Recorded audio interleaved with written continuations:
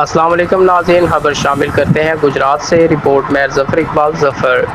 گزشتہ دنوں old student leader O S L organisation کی میٹنگ سرپرست اعلیٰ چودھری محمد اکرم منہاس کی رہائش پر منعقد ہوئی، جس میں ضلعی صدر ملک محمد آصف عوان، نائب صدر Malik Maqbool Khokhar advocate, joint secretary Tariq Mahmood Butt نے شرکت کی اور آئندہ کا لائحہ عمل پروگرام مرتب کیا گیا،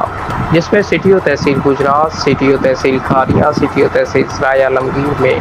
ممبر سازی اور عہدیداران کا انتخاب کرنے کے لیے سابق اسٹوڈنٹ لیڈر ساتھیوں سے رابطے کی مہم کو